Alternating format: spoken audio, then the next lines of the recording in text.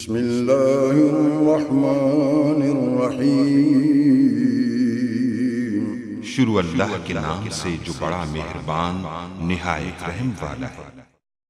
अस्सलाम वालेकुम गाइस। तो हम जानेंगे ईबीपी क्या है। ये स्टैंड्स फॉर है एलिमेंट्री बिजनेस प्रोसेस।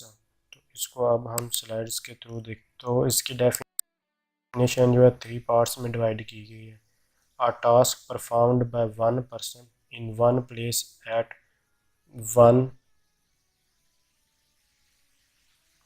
टाइम। तो यानी कि कोई भी टास्क है जो परफॉर्म किया जाता है, एक ही पर्सन उसको परफॉर्म करता है एक ही जगह पर और एक ही टाइम में। तो ये इसका एक पॉइंट होगा। उसके बाद विच एड्स मेजरेबल बिजनेस वैल्यू, जो कि ऐड करता है मेजरेबल बिजनेस वैल्यूज़ को। तो ये सेकंड पॉइंट है। और and leaves the data in a consistent state, और वो जो डाटा है उसको लीव कर देता है कंसिस्टेंट स्टेट में।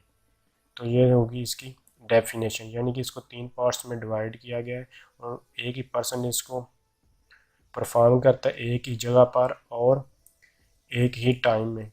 तो क्या करता है वो, उसमें कोई भी एक वैल्यू जो हमारे पास यूज़ केस होती है पहले से उसमें कोई भी वैल्यू ऐड करता है, और जो उसका डाटा होता है उसको कंसिस्टेंट होता है यकसा, यानी कि उसी स्टेट में उसको छोड़ देता है।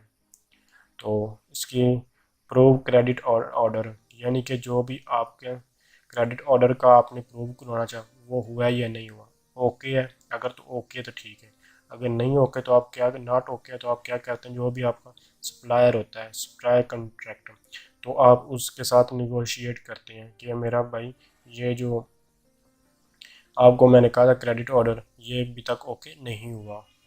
तो ये क्या करता है, जो हमारे पास बेस यूज़ के यानी कि जो पहले से ही यूज़ केस बनी हुई है तो उसमें क्या करते हैं सब टास्क को ऐड करवाने के लिए इसका यूज़ करते हैं। तो इसकी एग्जांपल ये है पेइंग बाय क्रेडिट। तो ये जो बी ई बी पी ये क्या करती है, आप focus on use cases at the level of elementary business process, यानी कि जो हम यूज़ केस पर फोकस करते हैं वो एलिमेंट्री बिजनेस प्रोसेस पर फोकस करते हैं। तो इसमें हमारे पास ये जो ई बी पी है ये अंडर आता है goals and scopes of use case. तो अगर ये आपको वीडियो की समझ आई है और पसंद है तो आप इसको लाइक कीजिए। अगर आपको किसी चीज़ की समझ नहीं है तो आप कमेंट्स के ज़रिए पूछ सकते हैं। Thanks for watching. अल्लाह हाफिज़।